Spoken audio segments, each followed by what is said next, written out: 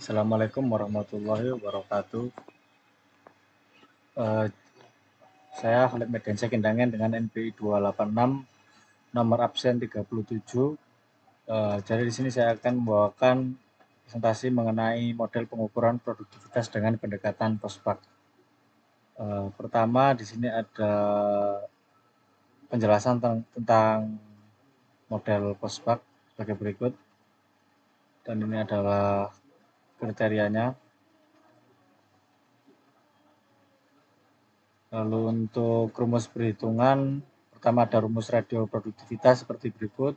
Lalu untuk IP-nya seperti ini. Lalu untuk IP yang periode saat ini seperti ini. Jadi untuk data saya memiliki seperti berikut.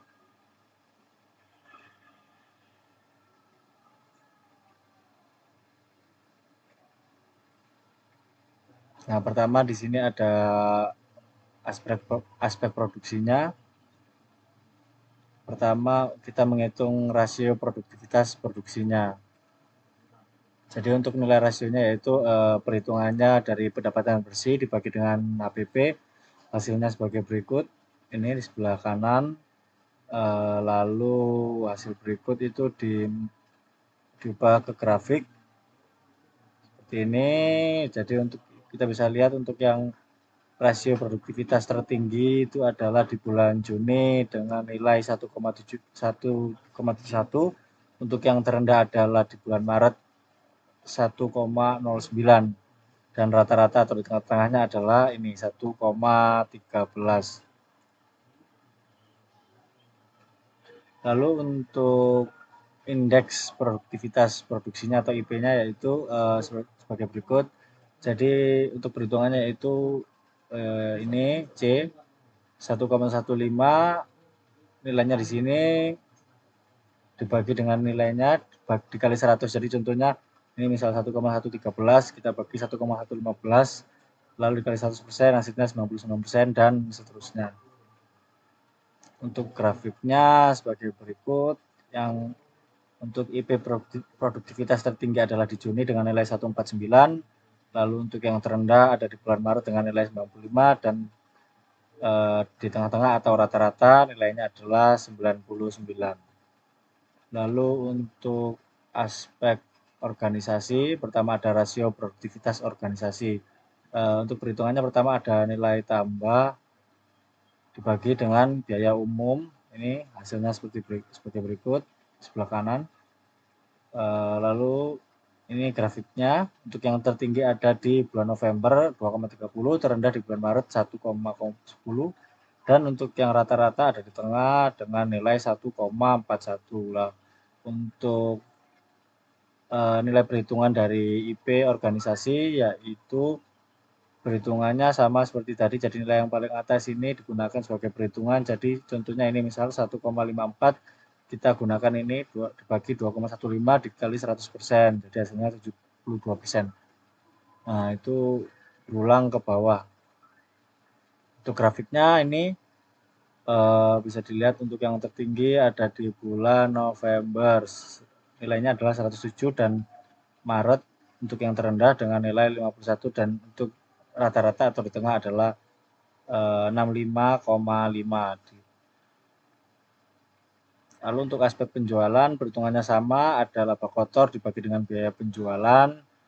Ini hasilnya di sebelah kiri dengan nilai 6,16 untuk perhitungan yang Januari, dan seterusnya untuk yang ke bawah bulan-bulan selanjutnya. Untuk grafiknya sebagai berikut dengan rasio produktivitas penjualan tertinggi adalah di bulan November 9,01, dan yang terendah di bulan Februari 5,81, dan untuk rata-ratanya atau di tengah-tengah adalah 6,27. Lalu untuk hasil perhitungan IP penjualan sebagai berikut. Untuk perhitungannya sama kayak tadi dengan 6,16 digunakan sebagai acuan, jadi 5,91. Misal di bulan Februari 5,91 dibagi 6,16 kali 100% mendapatkan hasil 96%. Berulang ke bawah hingga bulan ini ya, nomor 16. Lalu untuk ini di grafik bisa dilihat dengan IP penjualan tertinggi adalah di bulan November dengan nilai 146 dan penjualan terendah adalah Februari dengan nilai 94. Untuk rata-ratanya adalah 101,5. Untuk aspek produk sama laba kotor dibagi dengan biaya langsung ini dan ini hasilnya seperti ini. Lalu untuk grafiknya yang tertinggi adalah 1,73, terendah 1,09 di bulan Maret dan rata-ratanya 1,14. Untuk hasil perhitungan produk nilai indeks produktivitas sama caranya 1,14 dibagi dengan 1,14 dan dikali 100% hasilnya 100%. Paling atas digunakan sebagai acuan, contohnya 1,12 dibagi 1,14 dikali 100% hasilnya 98, berulang sampai bawah. Untuk grafik IP produk sebagai berikut, tertinggi adalah di bulan Juni dengan nilai 151 dan yang terendah ada di bulan Maret 96.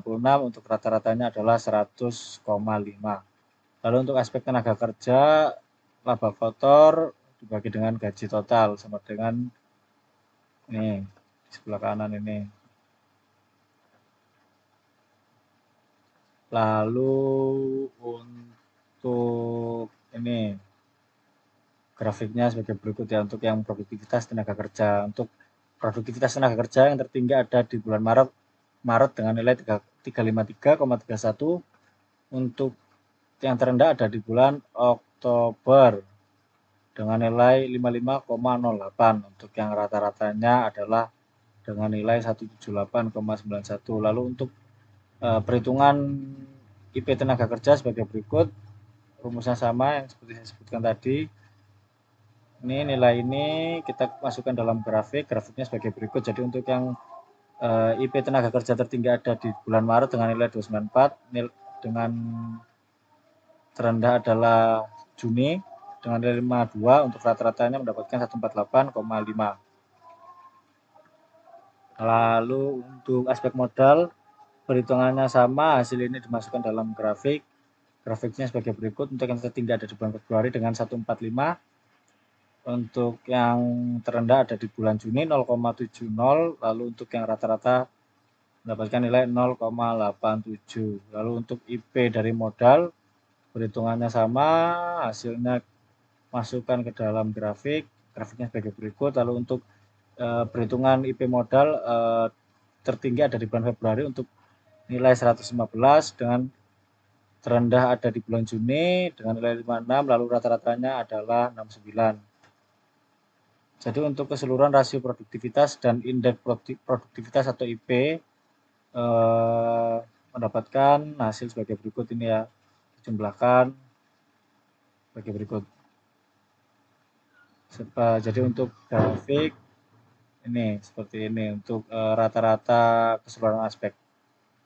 Jadi bisa seperti ini. Jadi untuk produktivitas keseluruhan aspek tertinggi adalah 1,18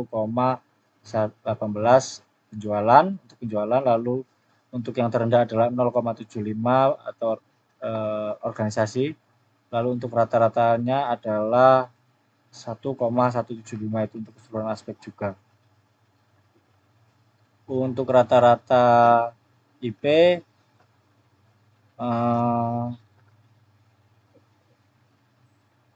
sebagai berikut. Jadi untuk yang rata-rata keseluruhan IP aspek tertinggi adalah 1,18 untuk penjualan, lalu untuk yang terendah ada 0,75 untuk organisasi, dan rata-rata IP keseluruhan aspek dengan nilai 1,175. Jadi untuk peningkatan perbaikan produktivitas pertama itu semua disebabkan karena rasio produktivitas yang terdapat pada organisasi yaitu cuma sebesar 0,75. Jadi untuk penyebabnya sebagai berikut, 1 sampai 8, lalu ini untuk solusinya 1 sampai 5 ini bisa dibaca ini. Lalu untuk kesimpulannya saya bacakan Jadi berdasarkan hasil perhitungan dan grafik yang saya susun di atas, dapat saya simpulkan ini 1 sampai 4. Yang satu, aspek penjualan mencatat rata-rata nilai rasio produktivitas dan indeks produktivitas tertinggi yaitu 1,18. Hal ini menunjukkan bahwa perusahaan cukup efektif dalam menghasilkan margin laba kotor dibandingkan dengan total biaya penjualan. Kinerja yang baik pada aspek ini menandakan strategi pemasaran dan pengelolaan distribusi perusahaan tergolong efisien dan memberikan dampak langsung terhadap profitabilitas. Dua, aspek produksi dan aspek produk menunjukkan kinerja yang hampir setara dengan rata-rata nilai IP sebesar 1,17. Nilai ini mengindikasikan bahwa aktivitas produksi dan pengembangan produk telah berjalan cukup baik dalam menghasilkan pendapatan dibandingkan dengan biaya langsung atau HPP, harga pokok produksi. Hal ini mencerminkan perencanaan produksi dan pengembangan produk yang cukup optimal serta pengendalian kualitas yang baik. Untuk tiga, aspek tenaga kerja memperoleh nilai rata-rata IP sebesar 1,03 yang menunjukkan bahwa tenaga kerja masih mampu memberikan nilai tambah yang baik terhadap perusahaan, meskipun terdapat variasi yang signifikan antar bulan. Peningkatan efisiensi tenaga kerja dapat lebih dioptimalkan melalui pelatihan, motivasi kerja, dan perbaikan sistem kerja. 4. Aspek modal menempati posisi kedua terendah dengan rata-rata IP sebesar 0,81. Ini menunjukkan bahwa pemanfaatan modal dan menghasilkan pendapatan bersih belum maksimal. Hal ini disebabkan oleh pengelolaan investasi dan manajemen keuangan yang belum optimal, serta kebutuhan akan evaluasi lebih lanjut terhadap struktur biaya modal perusahaan. 5. Aspek organisasi memiliki performa terlemah di antara semua aspek dengan rata-rata IP hanya 0,75. Rendahnya produktivitas organisasi menunjukkan adanya efisiensi dalam struktur manajemen dan administrasi perusahaan, di mana biaya administratif tidak sebanding dengan nilai tambah yang dihasilkan. Jadi untuk penyebabnya sebagai berikut.